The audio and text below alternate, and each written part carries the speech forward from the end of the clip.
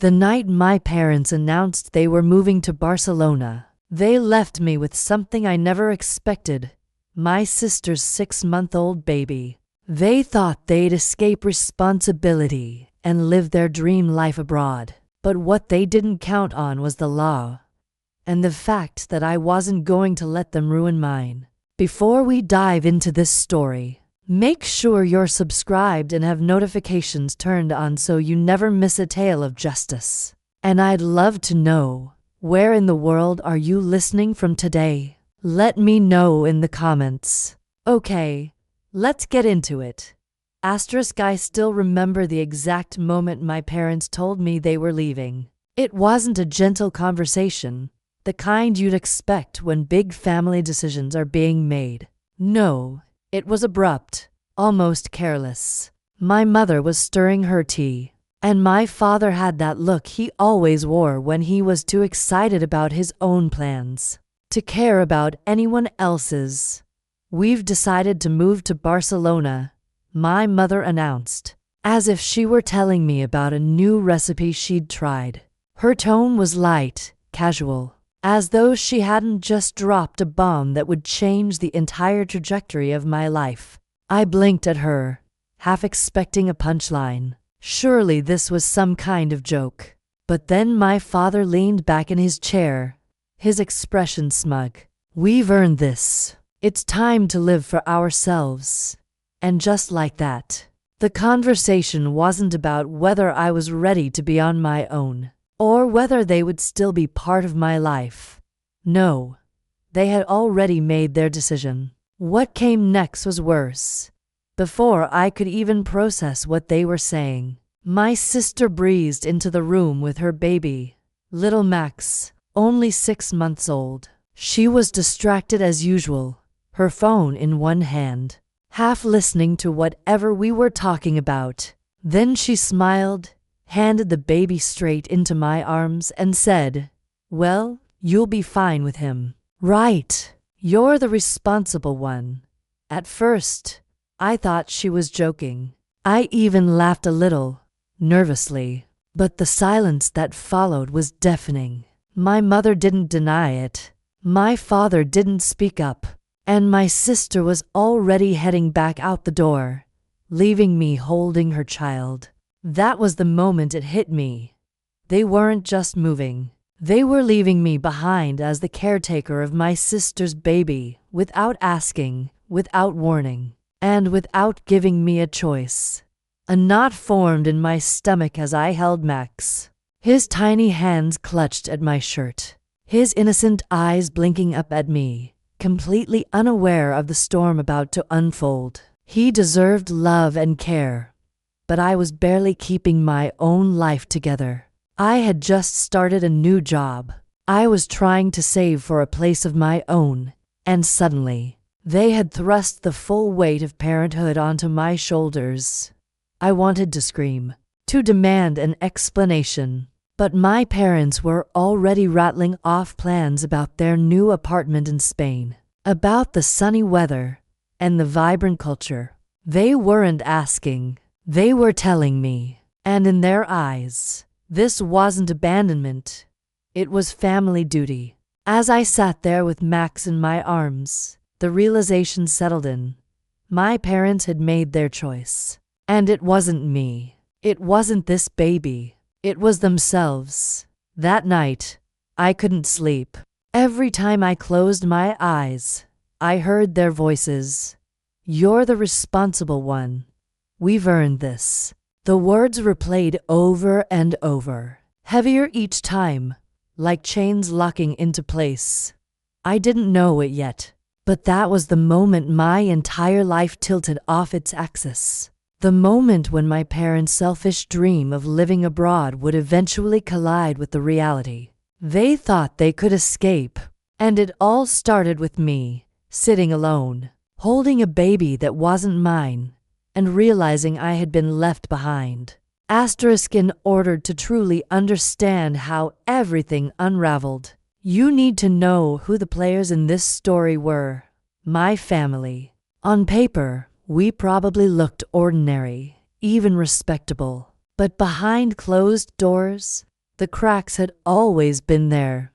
Let me start with myself. At that point in my life, I was in my late 20s, just edging into my 30s, and finally beginning to feel like I had a little stability. I had worked hard through my 20s, juggling multiple jobs, scraping together savings, and slowly carving out a career I could be proud of. I had recently been hired at a new firm. Nothing glamorous, but steady work with real potential for growth. For the first time, I had begun to breathe, to think about my own goals, saving for a place of my own, traveling, maybe even starting a family one day. On my own terms. I was independent by nature, but I was also raised to be the responsible one. In our family, responsibility was less about trust and more about convenience. Whenever something needed doing, it was handed to me. If someone needed picking up from the airport, I was called. If bills were forgotten, I was the one who sorted them out. And if my sister slipped up, which she often did, I was the one expected to clean the mess. Then there were my parents. They were not cruel, exactly, but selfish in ways that often cut just as deep. My mother had always been restless, always dreaming of living somewhere more glamorous than our quiet town. She'd talk endlessly about Mediterranean summers, cobblestone streets, and sipping wine by the sea. My father, on the other hand, was pragmatic but self-serving. He liked to be admired, liked to be the man who worked hard all his life and now deserved a reward. Together, they formed this perfect storm of entitlement, always telling themselves that they had earned their freedom, no matter who had to shoulder the weight of their choices. And then there was my sister. If I was the responsible one, she was the opposite, careless, impulsive, and more interested in her next adventure than in the consequences she left behind. When she got pregnant, no one was surprised that she wasn't ready. She treated the pregnancy as a temporary inconvenience, something that just happened to her. After Max was born, her patterns didn't change. She loved her son in a distant, distracted way, but she wasn't prepared for the reality of motherhood. She relied on our parents for almost everything, until they decided they'd had enough and looked for someone else to pass the burden to. That someone was me. Max, of course, was the only innocent in this entire equation. A beautiful baby boy with soft brown hair and the kind of laugh that could melt even the hardest heart. He deserved so much more than the chaos swirling around him. Whenever I held him, I felt a tug of protectiveness, a reminder that none of this was his fault. But at the same time, I couldn't shake the sinking dread. How was I supposed to raise a child when I could barely keep my own head above water? Looking back, the warning signs had always been there. My mother's daydreams about Spain weren't new. She had been talking about Barcelona for years. My father had already started researching apartments abroad, and my sister had been slowly pulling away, spending more and more nights out, leaving Max in my parents' care. The pieces had been moving for a long time. I just hadn't realized they were all being arranged to trap me in the middle. Before the big reveal, my normal world was fragile but manageable. I had my job, my apartment, my independence. I had responsibilities, yes, but they were mine to choose. And in the quiet moments, I felt hopeful. I believed, perhaps naively, that I had earned the right to start living for myself. But my parents didn't see it that way. To them, my life was flexible, disposable even. I was single, childless, and good at managing things. In their eyes, that made me the perfect candidate to raise their grandson, while they jetted off to their dream life in Spain. And that was the cruel irony of it. The very qualities I had worked so hard to build, reliability, independence, stability were the ones my parents twisted into chains to bind me to a responsibility that was never mine at the time. I didn't fully grasp how deep their selfishness went. I thought maybe they were overwhelmed. Maybe they didn't realize how unfair they were being. I wanted to give them the benefit of the doubt. But soon, their true colors would shine through, and I would be left staring at the stark truth. My parents weren't just neglectful. They were willing to abandon me and their grandson to chase their own desires.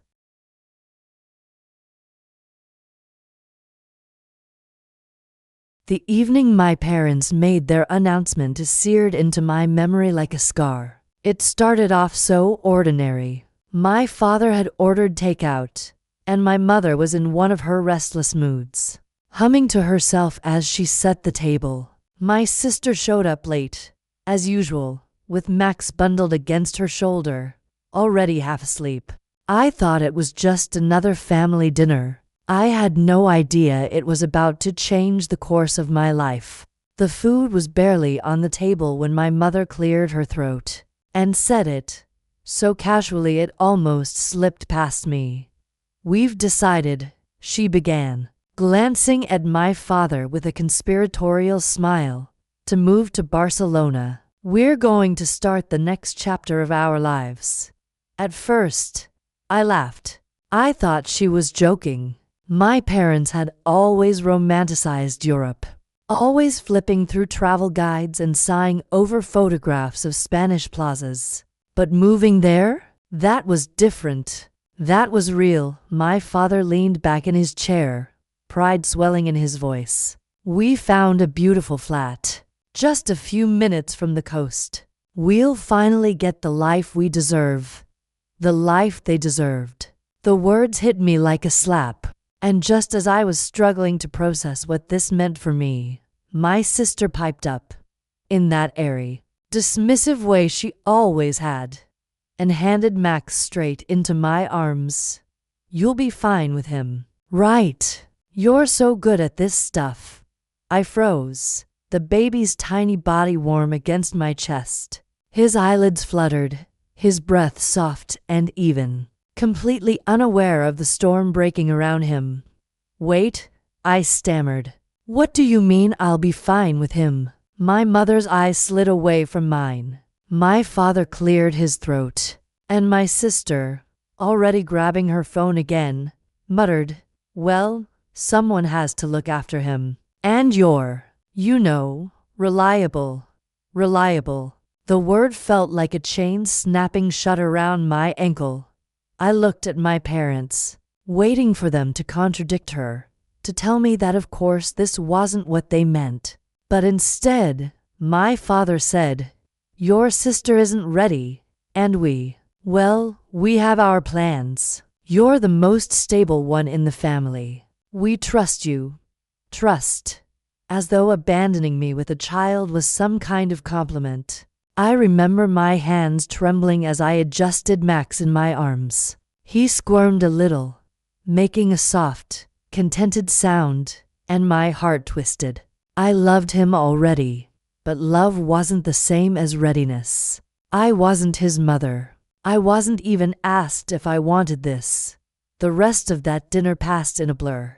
My parents chattered excitedly about tapas, beaches, and the community of expats they had already connected with online. My sister slipped out before dessert, leaving me still holding the baby. And I sat there, staring at the table, my food untouched, my thoughts racing. That night, when I got home, I laid Max down in the spare room I used as an office. I didn't even have a crib, just a blanket and some pillows arranged carefully so he could rest. I sat on the floor beside him, knees pulled to my chest, and felt the weight of it all crash over me. They had left me, not physically yet, but in every way that mattered. My parents had chosen their dream over their family, and my sister had chosen her freedom over her child. And somehow, both choices landed squarely on my shoulders. For for the first time in my life, I felt utterly trapped. No one had asked me. No one had considered me. I wasn't a daughter or a sister. I was a safety net. And suddenly, that net had to hold a baby. I knew in that moment that nothing would ever be the same again. After that night, everything unraveled faster than I could have imagined. Within a matter of weeks, my parents had sold most of their belongings, packed up the rest, and boarded a plane to Barcelona. They didn't look back. They didn't hesitate. They left with bright smiles, snapping photos at the airport as though they were embarking on some grand adventure.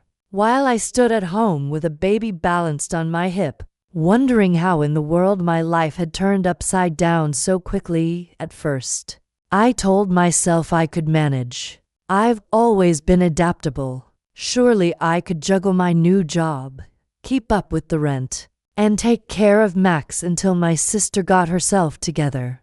But I was naive. Parenthood, even temporary, is not something you can wedge into the cracks of your schedule. It consumes everything. The nights were the hardest. Max would wake crying every 2 or 3 hours, and I would stumble from bed, groggy and desperate, rocking him until my arms ached. Sometimes he would quiet quickly, his small body curling into mine with surprising trust. Other times, nothing worked, and I would find myself pacing the apartment at 3 in the morning, whispering lullabies through tears I didn't want to shed. Then morning would come, and I'd have to drag myself to work.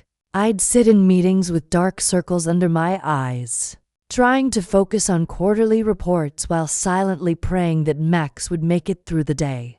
At the tiny, underfunded daycare I could barely afford, my boss, at first sympathetic, began to show signs of irritation when I slipped out early for doctor's appointments, or when daycare called because Max had a fever. I could feel the tension mounting at the office, the unspoken question of whether I was worth the trouble.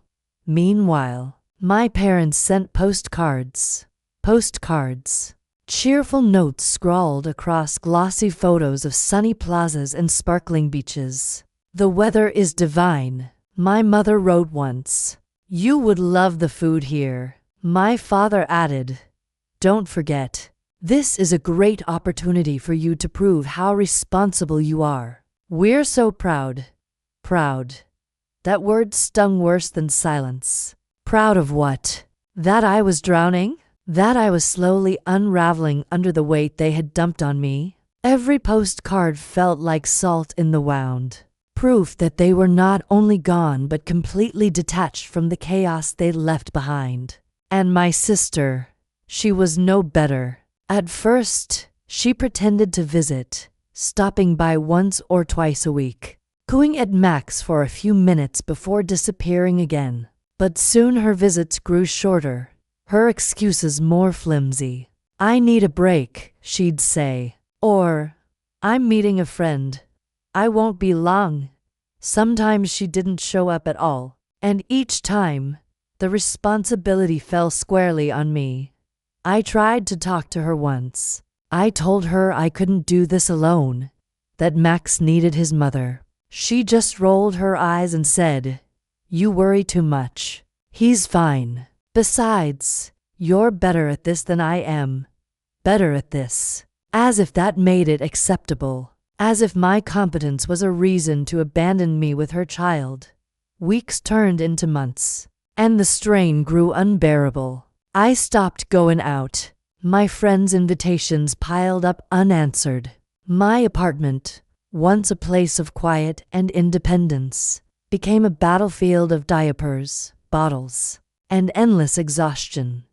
But what cut deepest wasn't the sleepless nights or the financial strain. It was the crushing sense of invisibility. My parents had erased me from their lives the moment they stepped onto that plane, reducing me to a babysitter they could forget.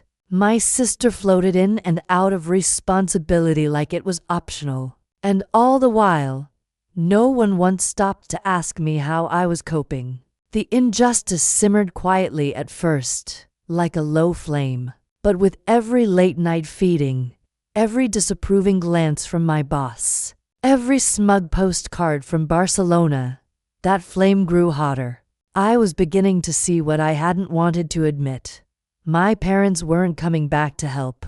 My sister wasn't going to change. If I didn't draw a line soon, I would lose myself entirely under the weight of a life that wasn't even mine to carry. It's strange how you can endure so much for so long, convincing yourself that you're strong enough to handle it, until one small moment shatters the illusion. For me, that moment came on a rainy Thursday afternoon, the day my sister decided to disappear for 2 full weeks, leaving Max entirely in my care without so much as a warning.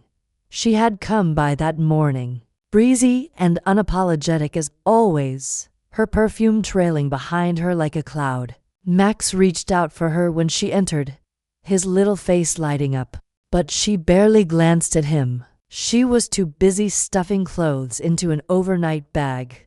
"I'm going away for a bit," she announced casually, as though she were telling me she was stepping out for groceries. "Where?" I asked, already uneasy. "Does it matter?" She smiled, tossing her hair back. "I need a break. You understand, right? You're so good with him." Before I could answer, she kissed Max on the forehead, dumped a pack of half-empty diapers by the door, and was gone. Just like that. At first, I was barely holding my job together. My savings were gone, eaten up by daycare fees, formula, and endless expenses. My apartment looked like a war zone, laundry piled high, dishes unwashed. My body ached from lack of sleep, and my mind felt frayed, like a rope stretched too tight. But the worst part wasn't the exhaustion. It was the silence. My parents, still in Barcelona, sent another postcard that week, gushing about a wine festival they had attended. My sister posted photos online of beaches and cocktails with her new boyfriend. Not a thought spared for her son. And me? I sat in a dark apartment with a sick baby in my arms, realizing that if I didn't act soon, my entire life would collapse around me. It wasn't just about being tired. It wasn't just about money or work. It was the realization that I had been erased. My dreams, my needs, my identity. None of it mattered to them. I was nothing more than a convenient solution, a stand-in mother they could discard when it suited them. That was the night I broke down. I cried quietly, rocking Max as he slept fitfully. For the first time, I admitted the truth to myself. I couldn't keep going like this. Something had to change. And as the tears dried, something else began to take their place. A slow, steady resolve. I wasn't powerless. I wasn't trapped. Not completely. Somewhere, somehow, there had to be a way out. A way to reclaim my life and force the people who had abandoned me to face the consequences of their choices. I didn't know exactly how yet, but I knew this. I was done being the victim. Once I admitted to myself that I couldn't keep living this way, my mind shifted. For months, I had been surviving day to day, drowning in responsibilities I never chose. But after that night, something inside me hardened. I began to look at my situation differently, not just as a burden, but as a puzzle I needed to solve if I was ever going to have my life back. The breakthrough came unexpectedly. One afternoon at work, after yet another night of broken sleep, I confided in a colleague during lunch. She was a quiet, practical woman, the kind who rarely spoke unless she had something meaningful to say. When I told her that my parents had left me with my sister's baby, her eyes widened. "Wait," she said, setting down her coffee. "Are you his legal guardian?" The question stopped me cold. "What do you mean?" I'm taking care of him." She shook her head. "That's not what I asked." Did your parents give you legal guardianship papers? Did your sister sign anything? Court documents, custody forms, anything like that? I frowned, thinking back. No one had ever asked me to sign anything. My parents had simply left, assuming I would pick up the slack. My sister had disappeared without a second thought. There had been no paperwork, no discussion, nothing official. The realization struck like lightning. I wasn't his legal guardian. I wasn't obligated, in the eyes of the law, to raise him. I wasn't even supposed to be the one making medical decisions or enrolling him in daycare. Everything I had been doing, all the sleepless nights, the financial strain, the endless juggling, was because of guilt, manipulation, and my family's selfishness. Not because I was legally bound to it. My colleague leaned closer, her voice firm. You need to know this. If there's no guardianship, then what your parents did is abandonment. They can't just dump a baby on you and fly off to Spain. That's not legal. If child services knew, they'd be the ones held responsible, not you. Abandonment. The word echoed in my head long after that conversation ended. That evening, after Max was asleep, I sat at my desk and began researching. I scoured legal forums, government websites, anything I could find.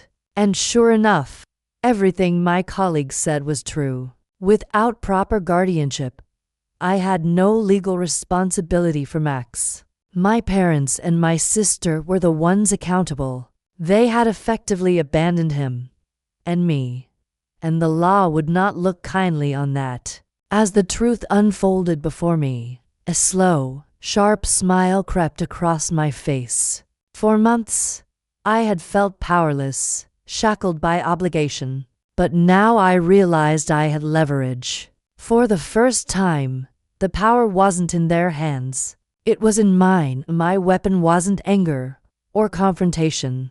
It was the law. Cold, impartial, undeniable. The very system my parents thought they could sidestep by fleeing to Barcelona would be the thing to bring them back to reality. The plan formed in my mind piece by piece. I would document everything, the months of care, the lack of guardianship, the proof that my parents had left the country and abandoned their grandson. Then I would contact child services, not to wash my hands of Max, but to make sure he was protected and that the burden of responsibility landed where it belonged.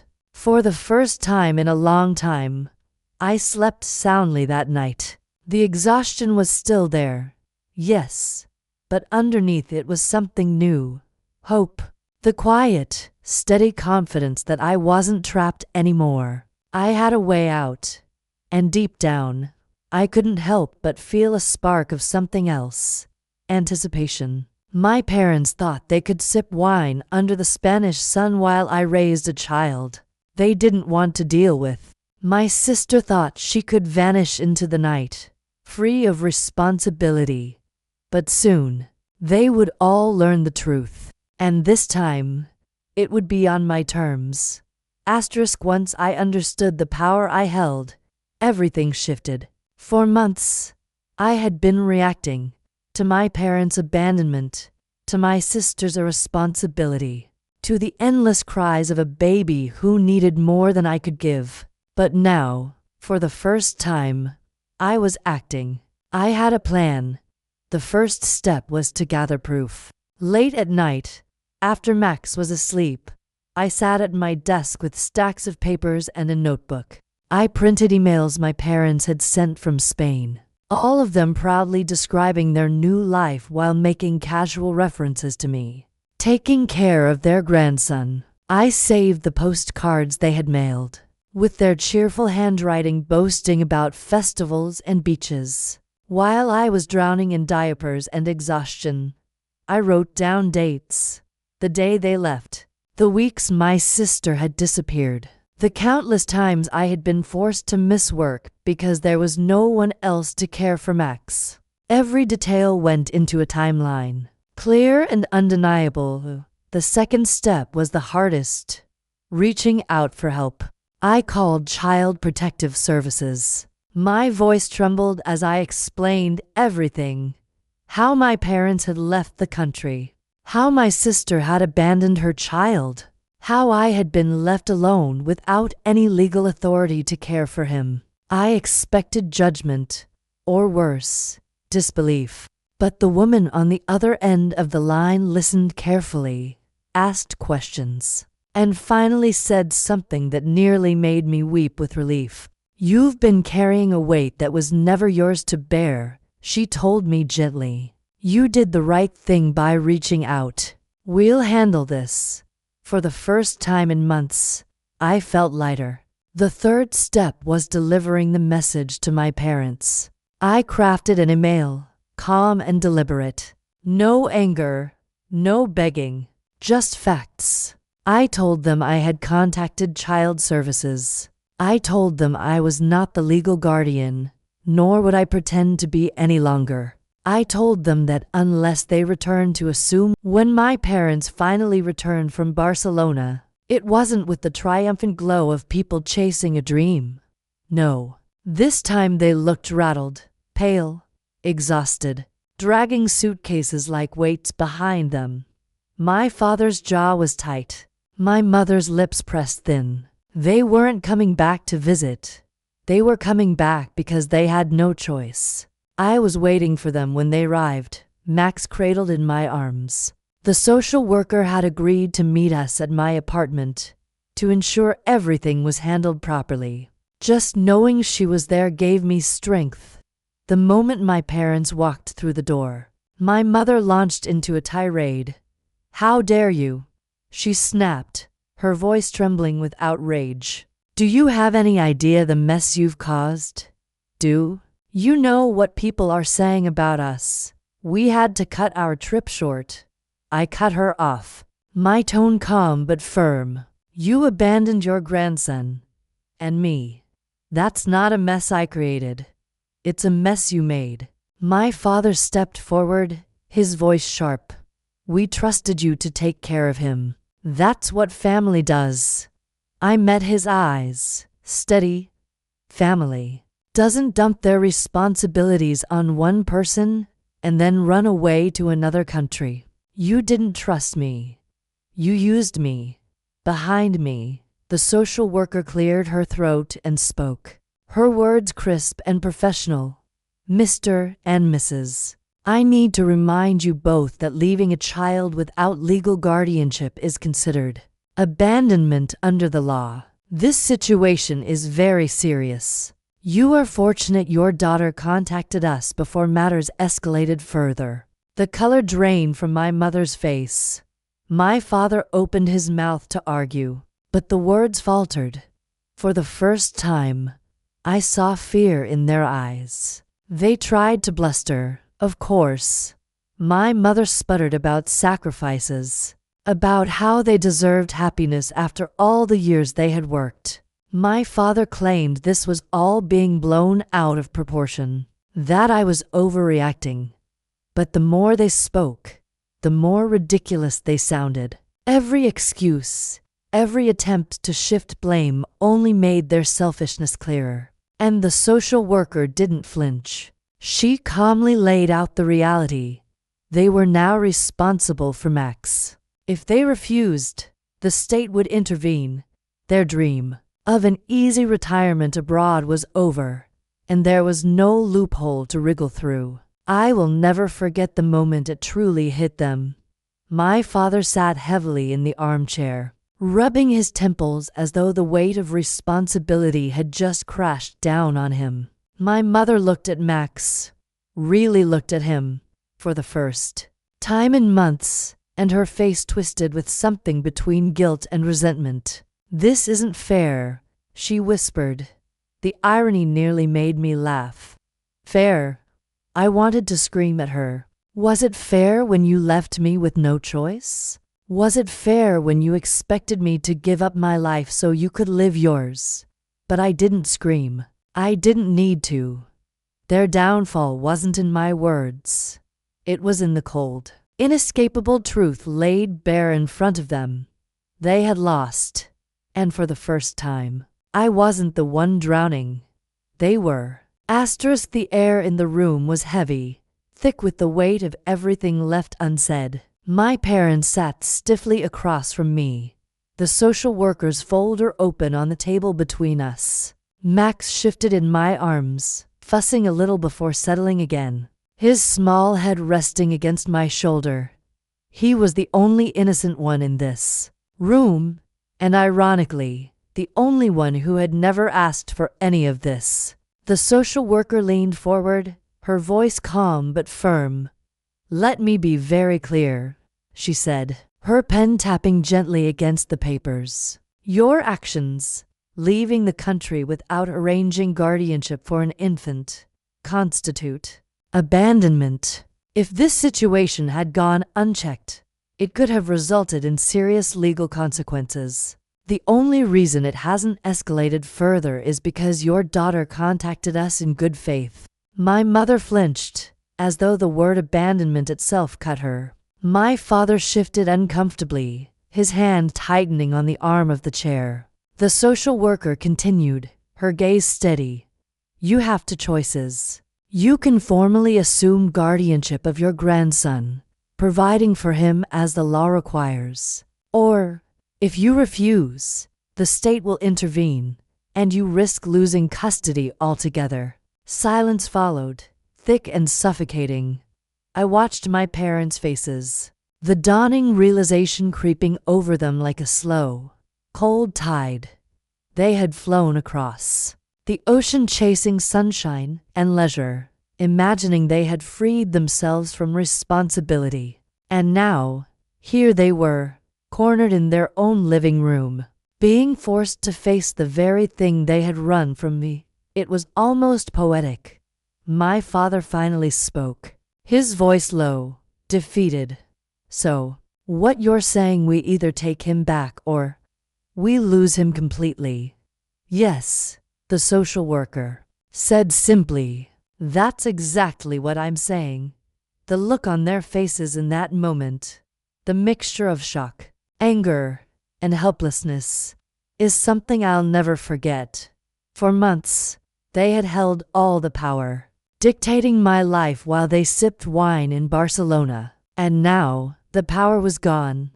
The choice was theirs, yes, but it was a poisoned one. Either option meant the end of their dream life abroad.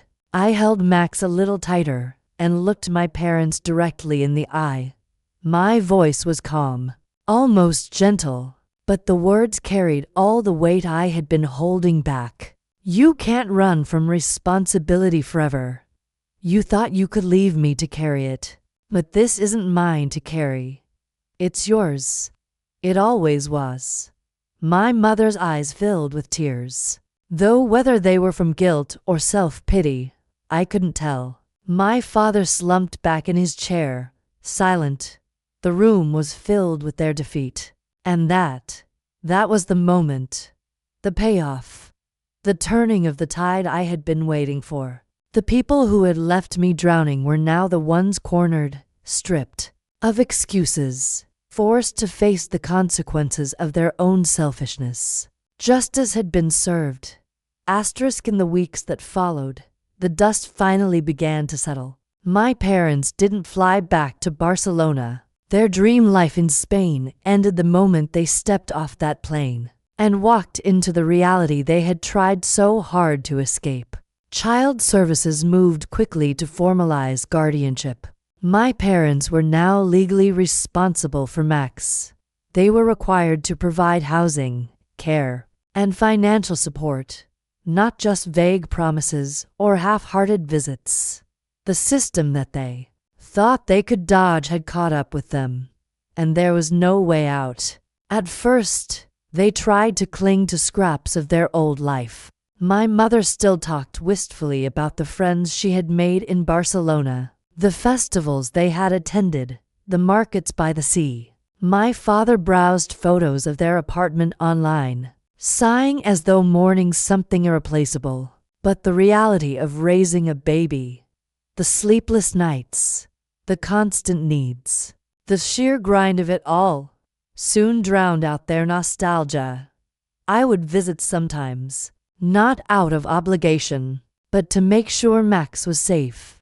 And each time, I saw the strain etched deeper into their faces. My mother, who had once dreamed of sipping wine in the sun, now had formula stains on her blouse. My father, who had once bragged about freedom and relaxation, now looked weary, shadows under his eyes from nights spent rocking a crying infant. It wasn't vindictiveness that made me notice these things. It was clarity. They were finally living the consequences of their choices. As for my sister, she couldn't escape either.